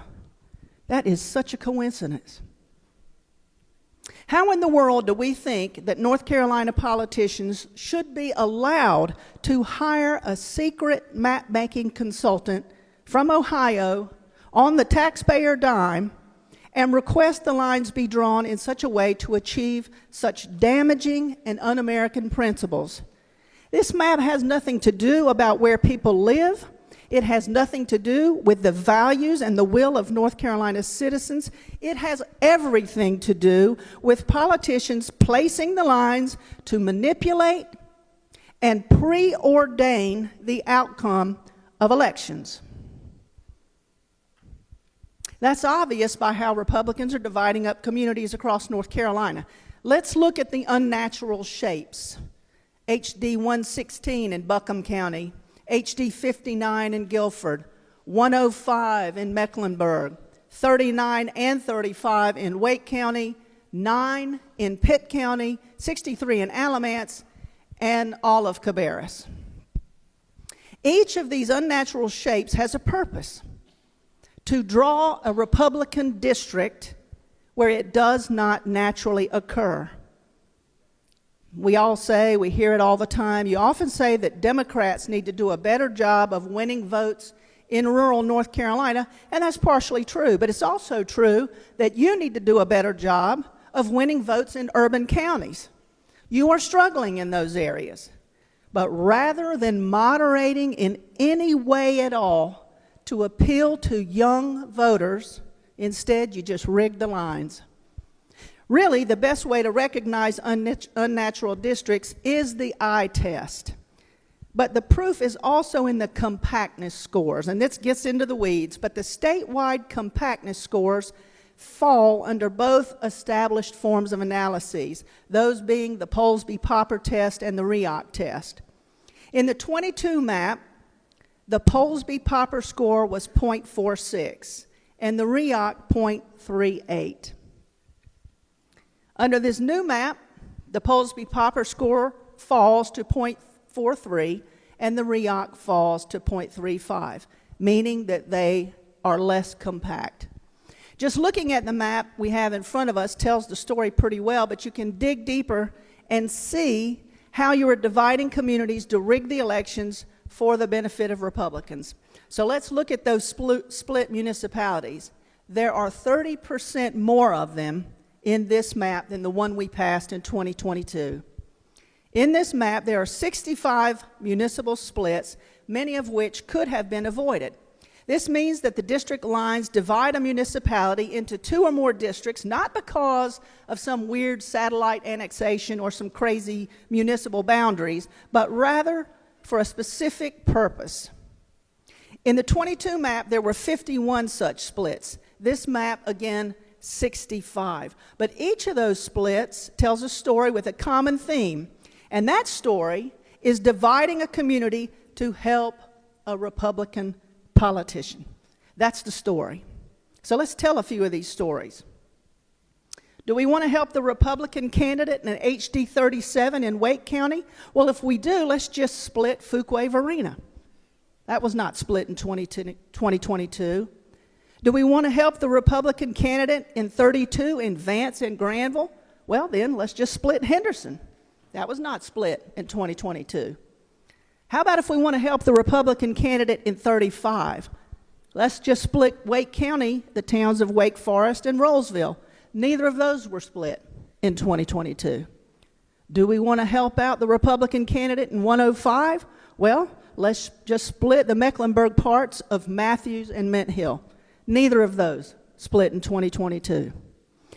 And so, since we cannot agree that manipulating the vote of the citizens is a bad thing, since we cannot agree that diluting the vote of some voters is wrong, and since we don't agree that putting partisan power over the integrity of the vote is damaging to our fundamental American values, I can say unequivocally that with the passage of this grotesque map, the voters are the ones in North Carolina who are, in fact, in a big fat heap of trouble, because many of them have no statistical chance of electing someone of their choosing. That's un-American in every way, and so is this map.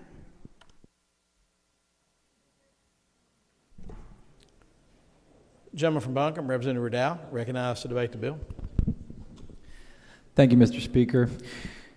You know, when we talk about the work we do here in the North Carolina General Assembly, we're often proud about how we're less polarized than the United States Congress, which is a pretty low bar right now, but stay with me. We say that around 90% of the bills that we pass by unanimous vote. In our floor speeches, we talk about the importance of bipartisanship and valuing bipartisanship in the process. Now, I stand to speak against these maps because they are going to push us away from that bipartisanship. They are going to push us more towards polarization, and that's not what the people of North Carolina want. Now, the process of partisan gerrymandering is all about stacking the deck for the home team, which it certainly is here. You pack folks into a blue district so that you can make another district more competitive. So let's talk about Buncombe. My district went from 63% to 78% Democrats. Now, this sounds crazy, but I don't want more Democrats in my district. No offense to the good Democrats in Buncombe County, but I like the folks out in Sandy Mush and Leicester, my Republican friends out in Leicester out there. And those folks added important value, and they added important conversations. And they increased my desire to do bipartisan work. Now, these maps make it so the elections are going to be decided in the primaries. Red districts get redder, blue districts get bluer, and we are all beholden to our most extreme supporters. Now, once my primary is done next year, my election, it is good as over, because it's an 80-20 district, and I'm going to win if I get through it. Now, once all the primaries are done next year, there will only be a few truly competitive districts that will be decided on Election Day. And I think most of us agree that the extremes and the folks that are most involved in the primaries are not reflective of the average North Carolinian, and they're not reflective of North Carolina. And that is not what they want.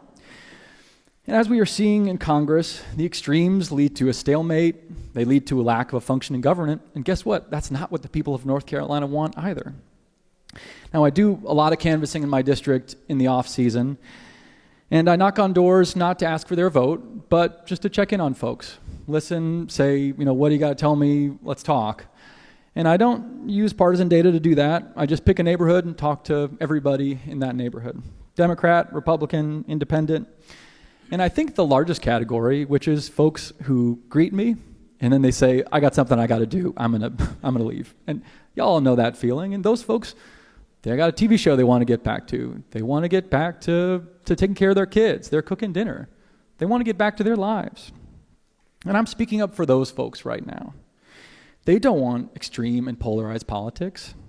They don't want the elections to be decided in the primaries. A lot of those folks are too busy to vote in the primaries and are not aware of the primary process. And they're just trying to make ends meet. Those folks want the government to work. They want it to work for them, and they want to get about their lives. And I think we should really think about them when we're voting here. Now, I've been here for 2 years, and I've had 2 maps. And this is the other challenge with what we have here is I'm going to get another map. And it's I'm trying as a legislator to build relationships in my community and talk to folks and make sure they know who their rep is. If that changes every 2 years, it makes it really difficult. And I don't blame folks when they say, are you my rep? It's somebody else. I don't know. It changes so many times. And what that does, it removes trust in our system and it removes relationships. And if we want bipartisanship and we want a functioning government, we as legislators need those relationships. And we need those people to know who we are. And when it changes so much, it makes it extremely difficult. So I hope you'll vote against this bill and against these maps for those folks, because they don't want more extreme polarization, and they want more bipartisanship, and these maps do not do that. Thank you. The gentleman from Wake, Representative Jones, is recognized to debate the bill. Thank you, Mr. Speaker. Sir. I started not to speak on this part of the considerations we're going to have to do over the next several days on maps, because I'm saving most of my powder for the Senate and the Congress stuff. But I thought I'd better speak because this kind of points out the weakness in the process. Now, I've watched the legislature from outside for most of my political career, and that's a pretty long career. Most of the time I was on the bench, and I couldn't talk about politics from the bench or on the bench. But I watched it rather carefully. And I used to work for a man, God rest his soul, who was in the Gang of 8 in this body. And he was a very smart man, very powerful over here. And I know the so-called Gang of 8 ran the place, they say, for a long time, and didn't treat, according to some, the Republicans very well. So I'm very keenly aware of all of that. So what I'm going to say about the House maps is this. If we always do what we always done, we always get what we always got. So the Republicans waited for a long time to get in control over here. 40 years the Democratic Party had it. In many instances, abused it. The gentleman from Wake, Representative Jones, is recognized to debate the bill. Thank you, Mr. Speaker. Sir. I started not to speak on this part of the considerations we're going to have to do over the next several days on maps, because I'm saving most of my powder for the Senate and the Congress stuff. But I thought I'd better speak because this kind of points out the weakness in the process. Now, I've watched the legislature from outside for most of my political career, and that's a pretty long career. Most of the time I was on the bench, and I couldn't talk about politics from the bench or on the bench. But I watched it rather carefully. And I used to work for a man, God rest his soul, who was in the Gang of 8 in this body. And he was a very smart man, very powerful over here. And I know the so-called Gang of 8 ran the place, they say, for a long time, and didn't treat, according to some, the Republicans very well. So I'm very keenly aware of all of that. So what I'm going to say about the House maps is this. If we always do what we always done, we always get what we always got. So the Republicans waited for a long time to get in control over here. 40 years the Democratic Party had it. In many instances, abused it. You all have gotten your chance. And the principal thing to do would be to rise above the fray and let's do something different that doesn't appeal to just pure, plain, unadulterated politics. Let's grab as much as we can get while we're at the table. And I don't believe that individually most of you on the other side of the aisle think like that. I know many of you.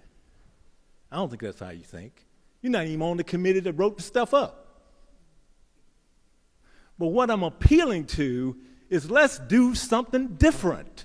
Now, I sat in that committee, and I listened to those 50-some speakers speak, and 4 or 5 of them mentioned something that a lot of people on the outside of this body give kudos to. Said that's what we really should do. That impartial, nonpartisan redistricting committee. That's what we should be doing, setting that thing up. So next time this is done, we won't be doing what we're about to do right now. So basically, when we get the power, we draw it as extremely as we can for our side. And when you get the power, you draw it extremely as you can for your side. What a pitiful thing that is. It's sad.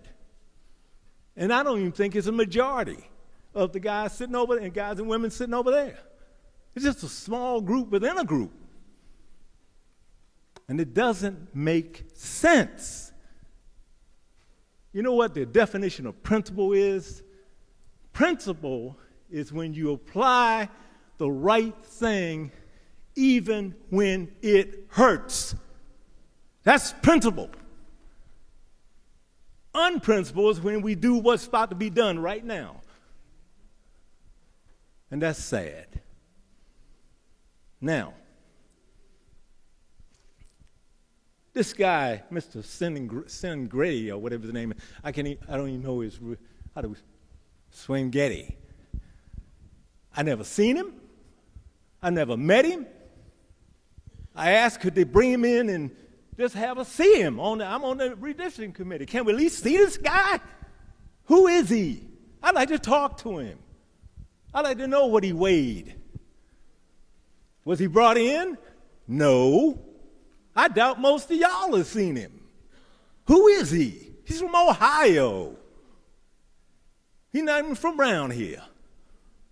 What does he know about North Carolina? Something he read. We could get a North Carolinian. I'm sure we got some pretty smart people to draw this stuff up. We don't need this guy. That's who drew this up. Does that make sense? No. Is that necessary? No. Is that doing it always in the way we always did it? Yes. What a shame. Now, I may not be here when they do it next time, but I promise you one thing. As long as I'm here, I will be pushing for that nonpartisan redistricting committee, because that's the right thing to do. Not this. And this is even the worst set of maps. This is mild compared to what they're going to do to the Congress and the Senate. This is the least. And yet, it's about to go on through. Does it make sense? No. Is it right? No. Is it partisan advantage? Yes. And I believe one day, maybe a different generation may change it. I hope to goodness they do. Now,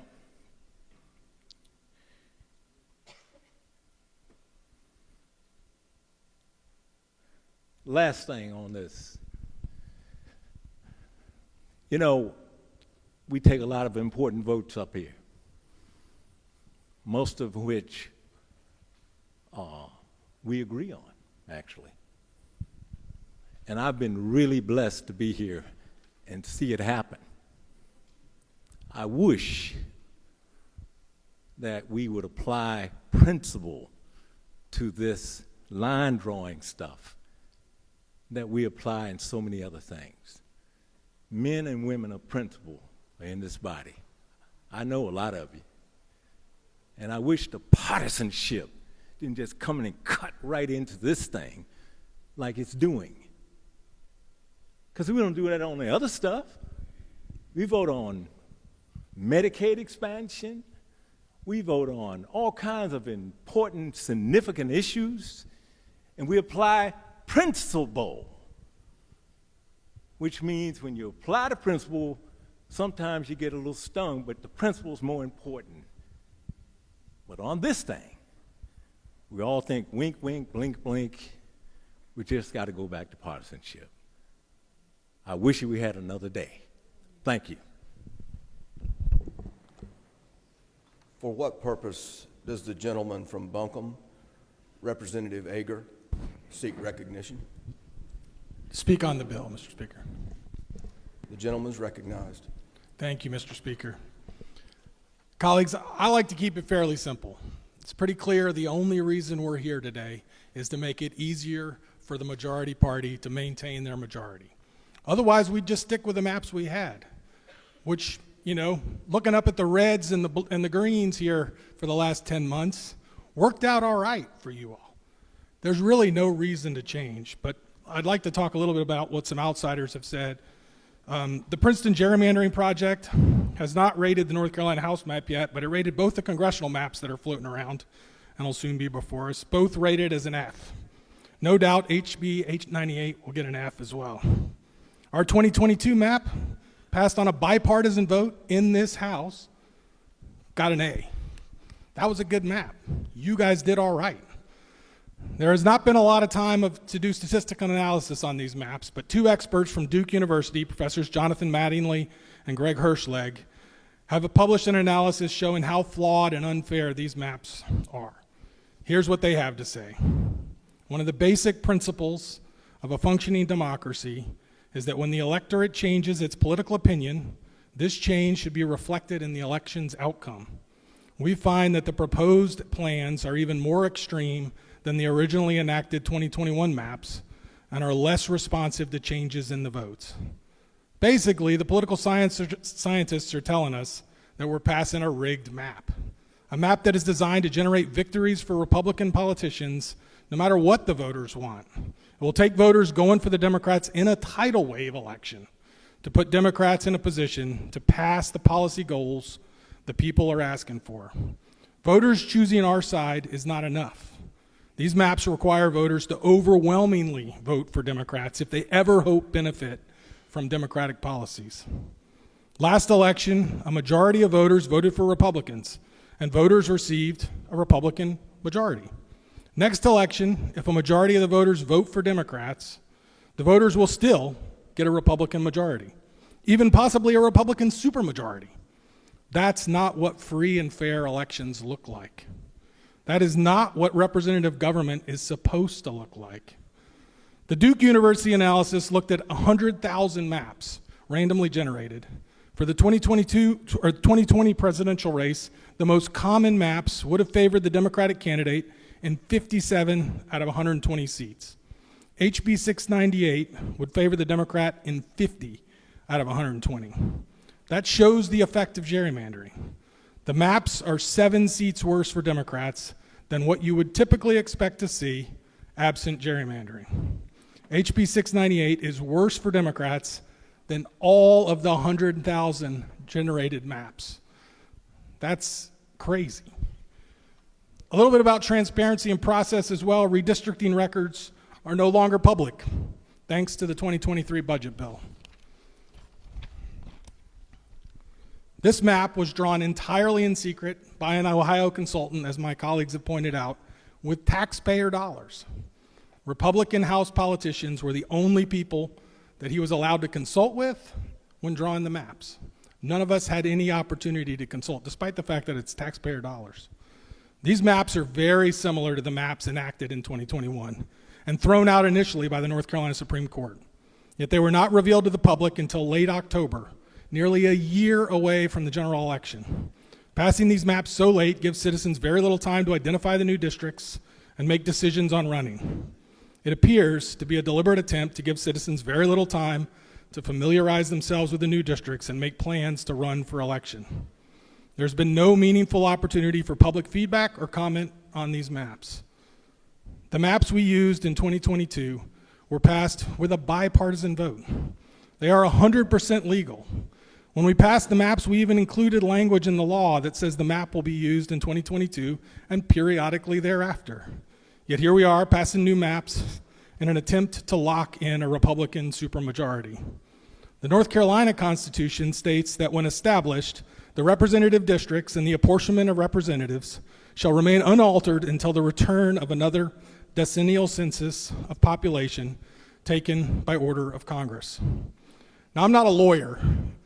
That's not who I am. But I understand that there's been a lot of legal jujitsu that says, hey, we're fine to do this. But I think people are going to see through that. Certainly when I attended the redistricting committee meeting in Hickory, not one person spoke in favor of partisan gerrymandering out of almost 100 people. Not one. Finally, I did spend a bit of my life serving in the military. What I loved about it was the opportunity to work with so many idealistic young Americans of every political stripe who served because they believed in the democratic ideals of our great country. I can promise you that when they think about what those ideals are, they didn't have this in mind. They had a free and fair elections in mind. So in honor of them, I urge my colleagues to vote no.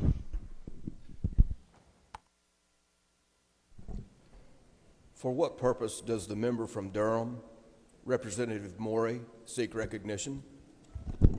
Thank you, Mr. Speaker. Just to briefly speak on the maps. And I guess The member is recognized. Thank you. The only question that I guess we haven't addressed is why are we doing this? Why are we voting on House maps? There is no reason. There was no court order for the House maps to be redrawn. The prior North Carolina Democrat Court did not order House maps to be drawn.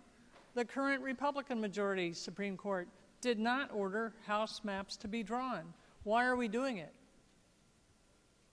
We had to do it for Congress because of a special master. A couple Senate districts had to be redrawn, not the House. So we do get into the synonymous words redistricting and gerrymandering. And that's what we come down to, and we come down to basic fairness. I came to the Raleigh hearing. I listened to 69 people. I took notes on every single one of them. They wanted fairness. They wanted fair maps. They didn't want us to draw them because they have not been fair. The vast majority said we want an independent redistricting. We have presented those bills for the last 6 years that I've been here. This year we have a fair maps bill. Never went to hearing. But that's why we are where we are today. Voters are our constituents. We are representatives. We represent voters. But how do we represent them well if every 2 years we change who is in our district? I've been here 6 years. This is my third set of maps. No one knows. Are you still my rep? Are you not my rep? Who is my rep? We're not doing our constituents a good service by changing this and changing this. And I'll just end with our Constitution. Article 1, Section 2, sovereignty of the people. All political power is vested in, derived from the people. All government of right originates from the people, is founded upon their will only, and is instituted solely for the good of the whole. What we're doing today in drawing maps with partisan gerrymandering, picking our voters to entrench power, is violating the good of the whole.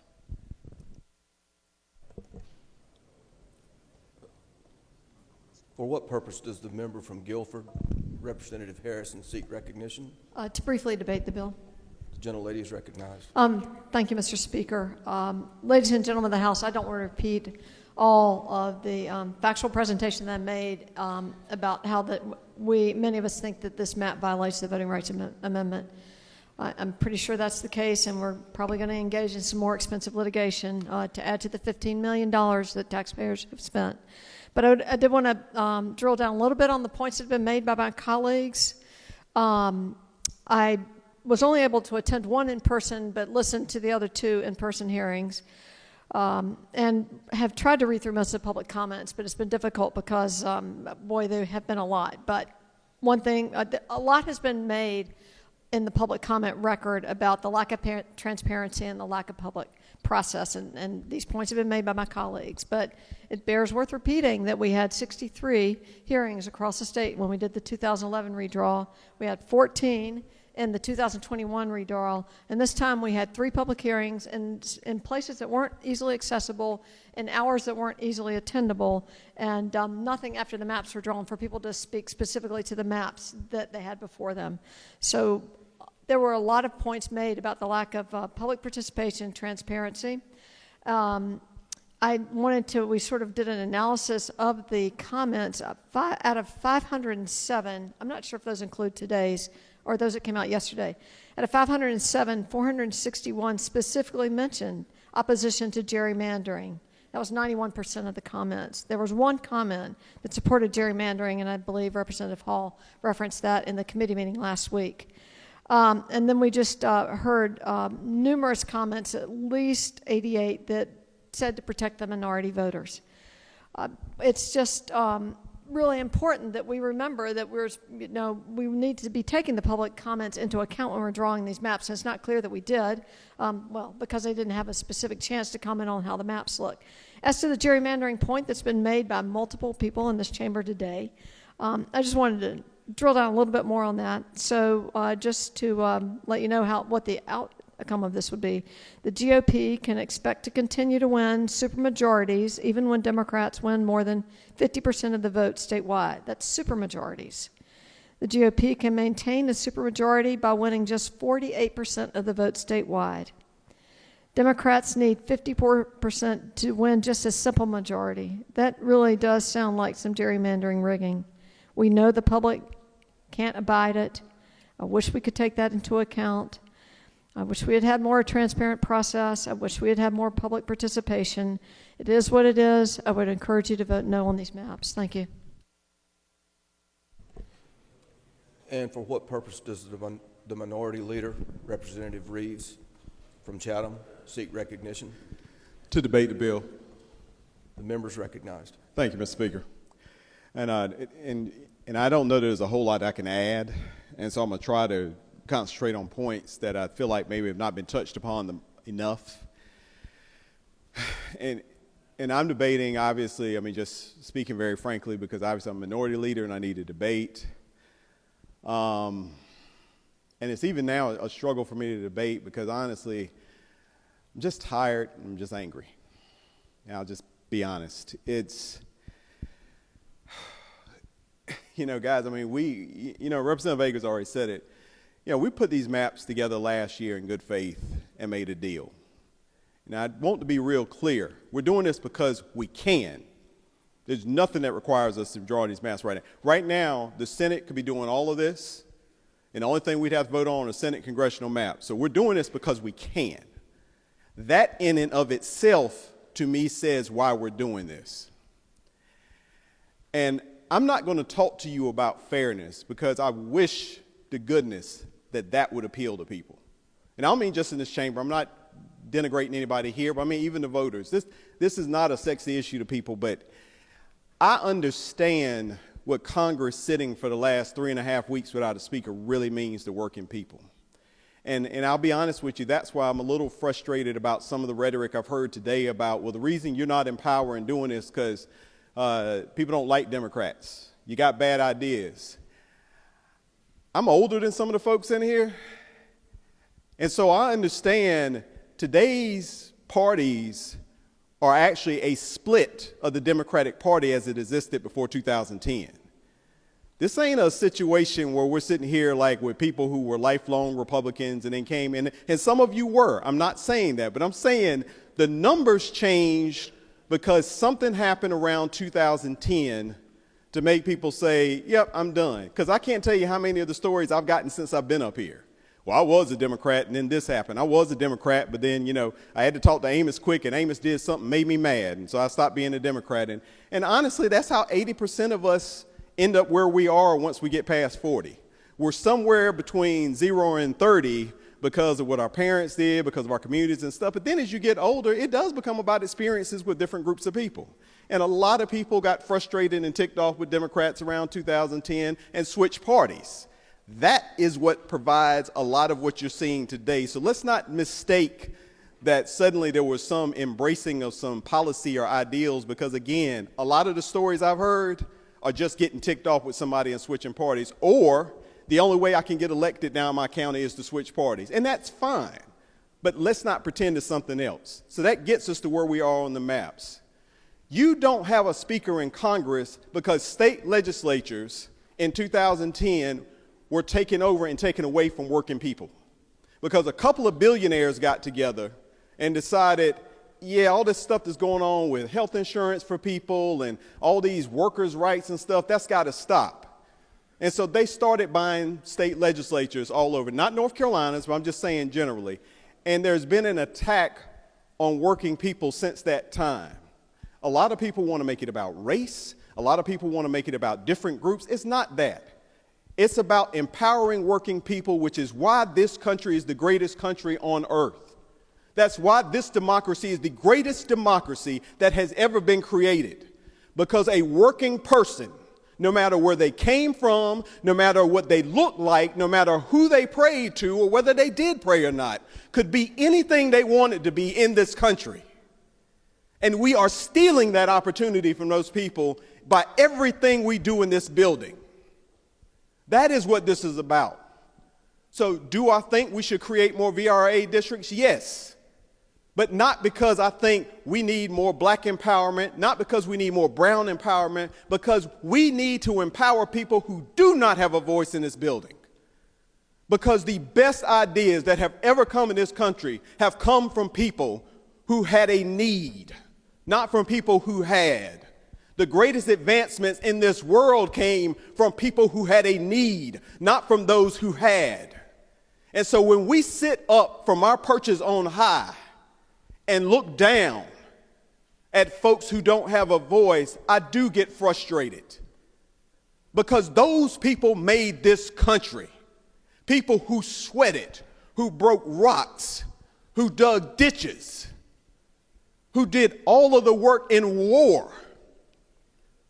When we had leaders who did not have to go to war, who did not have to serve in our armed forces, and people went and fought. The stories I have seen about African Americans in 1910 going into the army and then going into World War I eventually, and those people coming back to a country where they still didn't have rights, those are the people that built this country. And the bonds that they built. You know, when we do the World War II memorials and we still have the veterans come here, the best thing I see is looking right up there where they always sit. And they're not looking at each other like, oh man, is this a black guy or is this a white guy or is this a poor person or did they come from my country club? They are looking at their brothers and their sisters who saved this country. Why am I talking all of this? And I appreciate not being told that it's not germane. It's because it all starts with representation. And to try to pretend that we are not stealing people's voice is being disingenuous. So if you vote today for these maps because you want to stay in power, that's fine. But tell people that's what we're doing. Don't tell people that we're doing this because this is how it's working out, because here's the thing, and I'm being frank, you take redistricting, you take the money out of politics, and you got a representative government. It's just that simple. But right now, if you're a billionaire in this country, and especially in a state, you can walk in and you can change an entire state just with your pocketbook, and that's bad. Because when I hear about messages, I remember, and I'm not going to call out anybody in particular, but I had a good friend in your caucus who I did a bill with to help people who couldn't afford to keep coming up here. And I saw 6 mailers telling me how I was trying to line my pockets for my 50 cent a mile of gas money. But there were 5 mailers. You know how you get 5 mailers to do that? Because you got some billionaire sitting there saying, oh, I'll give you that money to make that lie up. And there's not a person in this building that thinks that's why that bill was proposed, not one. I heard people telling folks that people were trying to defund organizations who had never said that. That happened because of money. So that's not about superior ideas. That's about somebody having the money to tell a lie and keep telling that lie until people believed it.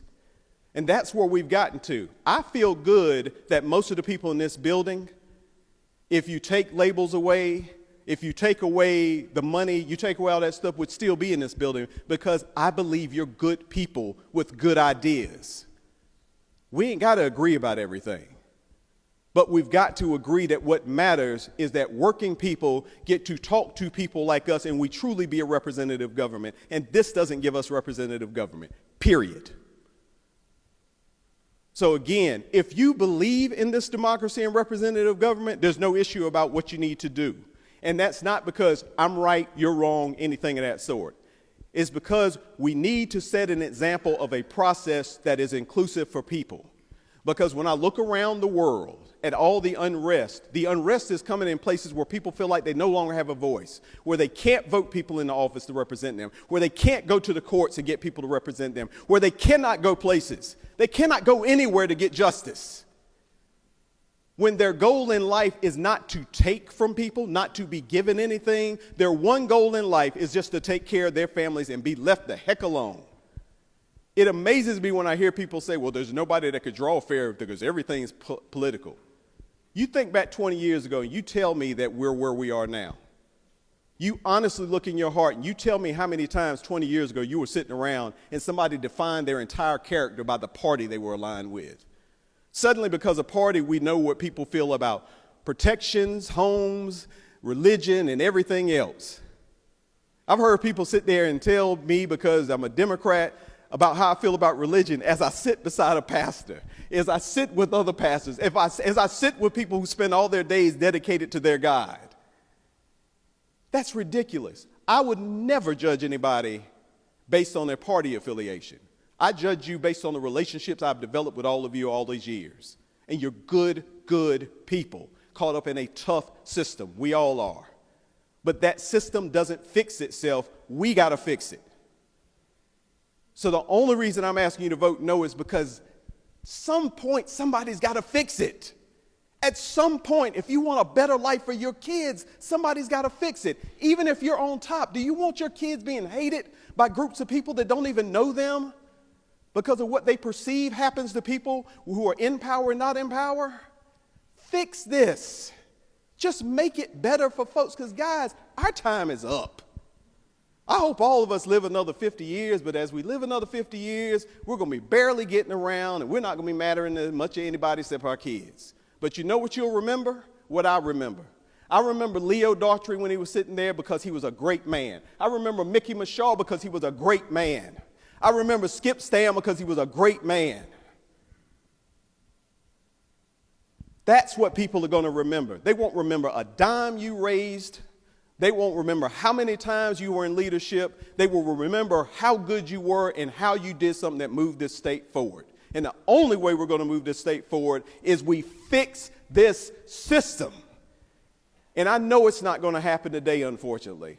But I hope to goodness those of you that return remember something about this discussion and make the decision that just because I can do something doesn't mean I have to do something. The greatest power we will ever show to people in this state and these voters is the power of restraint. And I hope one day we use it. Thank you. Further discussion, debate? If not, the question for the House, passage of House Bill 898 on second reading. Those in favor will vote aye. Those opposed will vote no. Clerk will open the vote.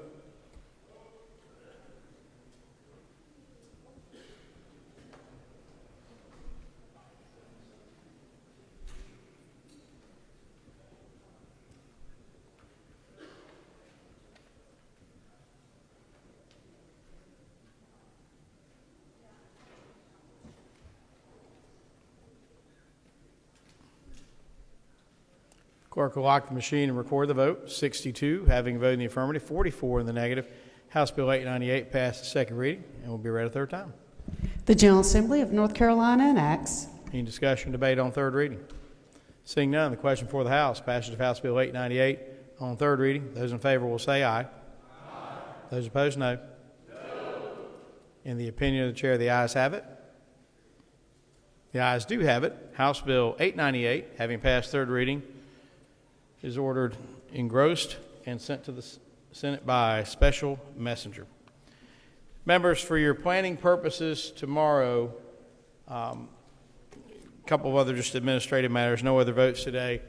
The Senate, there was an objection. Their rules are different. In the House, there is no, third reading can happen on the same day as second reading without leave of the body under Rule 41 under redistricting bills.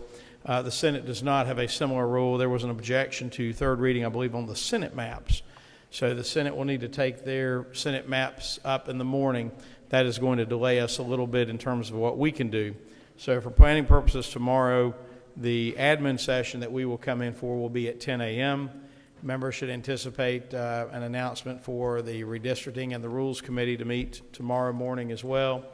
But we will not be having any votes until 1:30 tomorrow afternoon. What that will do is that will give the committees ample opportunity to discuss the various bills that have come over from the Senate.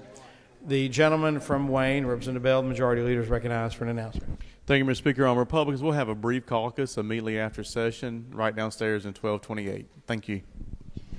For what purpose, lady from Cabarrus, Representative Baker rise. For a point of personal privilege? Lady has floor. Thank you, Mr. Speaker. Colleagues, I rise today in full disclosure of engagement in a battle that started the very first day of long session. In January of 2023, I took my seat next to a representative whom I didn't know very well. He seemed quiet and he seemed respectful. That is, until one day I arrived just moments after he did to take my seat, and he surprised me with a question.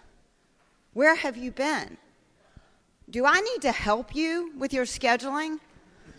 I expect my seatmate to be on time. So I thought, okay, that's how it's going to be. Game on. And so the competition started. And so who would be here first? Who would come to chamber and be ready to go? And who could present their bill most concisely? Key elements, few words. It comes as no surprise to anyone in this place today that I consistently lost that particular battle. And then there were the predictions. I predicted that there was no way that we would still be in long session October 15th on his birthday. He predicted otherwise, and I lost once again. And so this continued throughout session until one night, right here in this chamber, as I was preparing in advance for remarks I was going to make, he surprised me with yet another question. Do you mind if I pray for you? And upon my yes, we bowed our heads right here, and he proceeded to lift me up. And so today, I want to say thank you to my seatmate, Representative Matthew Winslow. Thank you for making me laugh during our competitions and for making me brave during the battles. I hope you all will join me in wishing Representative Matthew Winslow a very happy belated birthday.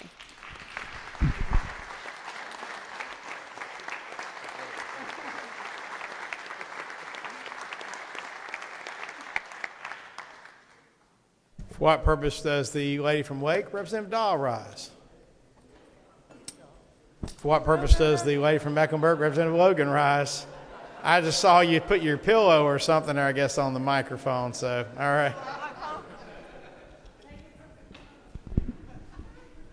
Thank you, Mr. Speaker. Myself and Representative Green will hold the first bipartisan safety and criminal justice caucus meeting tomorrow at 11 a.m. in room 421 of the LOB. So all members, we're asking if you can please attend the first meeting. Thank you very much. For what purpose, jump from Buncombe, Representative Ager, rise. Mr. Speaker, having submitted a representative statement with the clerk, I ask that it be read in its entirety upon adjournment and spread across the journal, and would like to be recognized to speak to the statement. So ordered, and the gentleman has the floor to speak to a point of personal privilege. Thank you, Mr. Speaker. Colleagues, 40 years ago yesterday, 241 Marines, sailors, and soldiers were killed in the bombing in Beirut, Lebanon. These servicemen were serving as part of a peacekeeping force in Lebanon and were killed in a deadly terrorist bombing on October 23, 1983.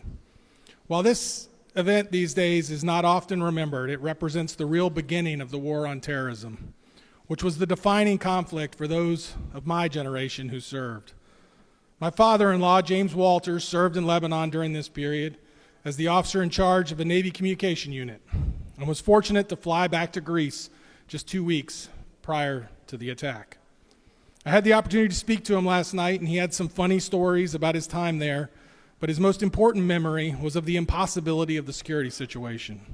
They were situated between 3 warring factions, with the Sunnis on one side, the Shia on another, and Christians on another. Their placement in between those warring factions meant lots of shells going back and forth over their position, and sometimes falling short, right on top of them. The Beirut Veterans of America is a group that seeks to remember the sacrifice of the young Americans who died there. On this, the 40th anniversary of the attack that killed so many, I think it's fitting that we too remember their sacrifice. Thank you. Thank you, Representative Ager. Special message from the Senate. Clerk will read. Special message from the Senate. The following special message is received from the Senate. Senate Bill 759, second edition, a bill to be entitled an act to establish election districts for the Watauga County Board of Commissioners, to establish residency districts for the Anston County Board of Commissioners, and to modify the primary process, the Johnson County Board of Education. Bill is referred to the Committee on Redistricting, if favorable, rules, calendar, and operations of the House. For what purpose, the gentleman from Caldwell, Representative Hall, rise. For an announcement. The gentleman has the floor. Members, I'm going to try to give you some read on the schedule today, especially if you're lucky enough to be on redistricting and rules. Today, at 4:30 p.m., which is in about 15 minutes, the House Redistricting Committee will meet. I think that notice went out some time ago, but if you've not been checking your email, when we leave here, head over. I think we're meeting in 643 for House Redistricting.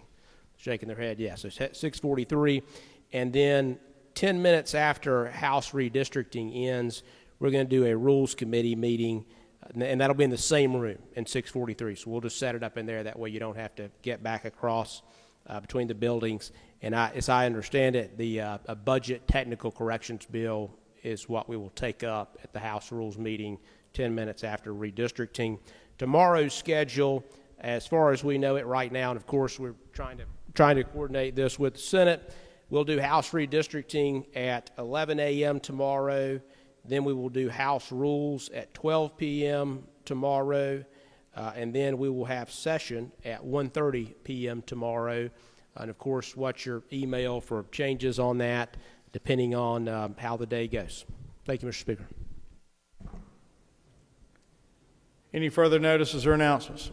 And again, pursuant to the notice earlier, there will be no votes until 1:30 tomorrow afternoon. We'll advise the body. Chair's informed there are some conference reports that we will be receiving tomorrow. So members should anticipate once we come in from the admin session and when we are standing in recess until full voting session afternoon, tomorrow morning the chair is going to put the House in recess subject to the modifications to the calendar, so that way be as transparent as possible. Folks can know what bills are being added to the calendar at that point. Anything further for the body? Seeing nothing further to come before the body, the gentleman from Caldwell, Representative Hall, recognized for a motion. Mr. Speaker, I move the House do now adjourn to reconvene Wednesday, October 25th at 10 a.m., subject to the standard stipulations set forth in Rule 15.1. Representative Hall moves, seconded by Representative Eiler, that the House do now adjourn to reconvene Wednesday, October 25th at 10 a.m., subject to the standard stipulations set forth in Rule 15.1. Those in favor will say aye. Those opposed, no. The ayes have it. The House stands adjourned.